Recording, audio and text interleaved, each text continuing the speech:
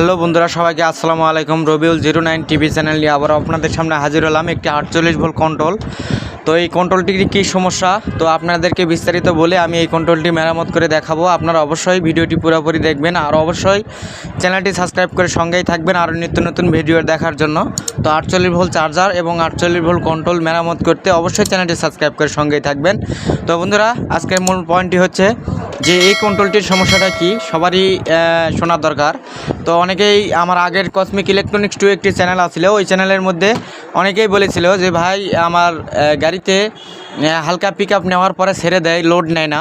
তো একটি গাড়ির যে শক্তি থাকে ওই শক্তিটি কিসের কারণে হারিয়ে যায়, তো এটাই আপনাদেরকে দেখাবো।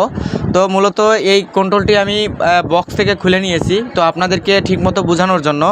তো এই কন্ট্রোলটি গাড়িতে লাগানো অবস্থায় যদি গাড়িতে একটু ধাক্কা দেওয়ার পরে যদি পিক আপ দিয়ে আস্তে আস্তে গাড়িটি চলে যায়, তারপরে আমাদের গাড়িটি ওইভাবে রানিংভাবে চলে, কোনো শক্তি নাই যে একটা উঁচা ছাপো থেকে উঁচা পর্যন্ত উঠতে গেলে তো যে সমস্যাটি হয়, একটি আমরা নিচা জায়গার থেকে উপরে উঠতে গেলে আমাদের গাড়িটির পিক আপ ছেড়ে দেয় আর পিক আপ নেয় না।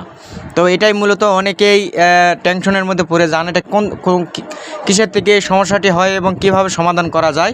তো আপনাদেরকে স্টেপ বাই স্টেপ দেখাবো। আর ভিডিওটি ভালো লাগলে লাইক কমেন্ট শেয়ার করবেন আরও নিত্য নতুন ভিডিও পাওয়ার জন্য। আর এই 48 ভোল্ট চার্জার এবং কন্ট্রোলের যদি কাজ আপনারা শিখতে চান, অবশ্যই ডিসক্রিপশন বক্সে আমার লিঙ্ক দেওয়া থাকবে আমার সাথে যোগাযোগ করার জন্য। তো অবশ্যই ডিসক্রিপশন বক্সে আপনারা লিঙ্কে ক্লিক করে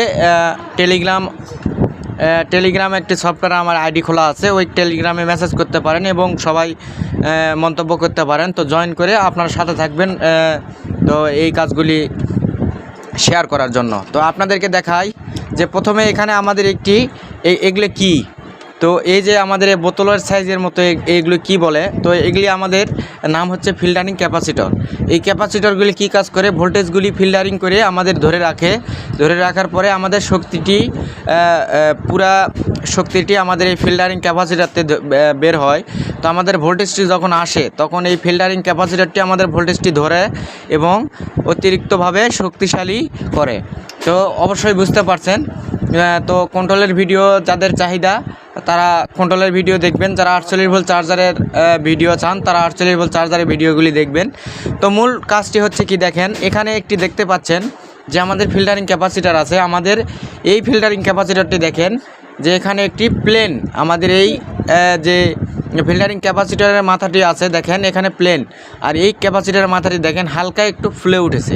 তো এই ফোলানি কিসের কারণে, তো আপনাদেরকে বলতেছি এই ফিল্টারিং ক্যাপাসিটরটি আমাদের অতিরিক্ত ভোল্টেজ আসার কারণে, এই ফিল্টারিং ক্যাপাসিটরের ক্ষমতাটি যতটুক তার চেয়ে আমাদের ভোল্টেজটি বেশি আসার কারণে, এটা হলো 80 ভোল্টের ক্যাপাসিটর। এই 80 ভোল্টের ক্যাপাসিটরটি দেখেন হালকা ফুলে উঠেছে।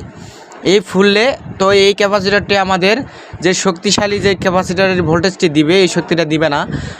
এখানে আরেকটি ক্যাপাসিটর আছে দেখেন, এই যে এই ক্যাপাসিটরটি ফুলে গেছে, দেখেন আমাদের মাথা একটু ফুলে গেছে।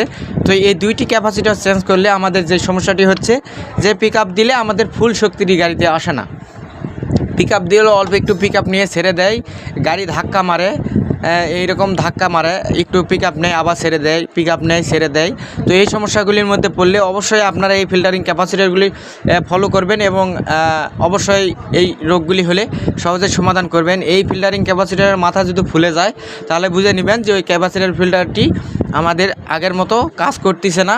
তো এই কারণে এই সমস্যাটি, এই দুটি ফিল্টারিং ক্যাপাসিটর চেঞ্জ করলে আমাদের এই সমস্যাটি সমাধান হয়ে যাবে। তো যাই হোক, এটা যদি আমি খুলে চেঞ্জ করে আপনাদেরকে দেখাই তাহলে আমাদের সময়ের অনেক ব্যবধান আছে। তো ভিডিওটি আমাদের অলরেডি 4 মিনিট 10 সেকেন্ড হয়ে গেছে। তো 5 মিনিটের মধ্যে আপনাদেরকে এই ভিডিওটি শেষ করব। তো এই ফিল্টারিং ক্যাপাসিটরটি খুলে নেবেন, আপনারা যেভাবে যেই রকম প্লাস মাইনাস দেখে খুলবেন ওই রকমভাবে আবার লাগিয়ে দিবেন সেম মানের ক্যাপাসিটর, তাহলে আমাদের এই কন্ট্রোল বক্সগুলি আগের মতো সুন্দরভাবে চলবে। তো যাই হোক, আজকের ভিডিওটা এই পর্যন্তই। আপনাদেরকে চেঞ্জ করে দেখালাম না এই কারণে যে চেঞ্জ করে দেখাতে গেলে সময় বেশি লাগবে। তো আপনারা অবশ্যই বুঝতে পারছেন যে এই ফিল্টারিং 2টি ক্যাপাসিটর চেঞ্জ করতে হবে।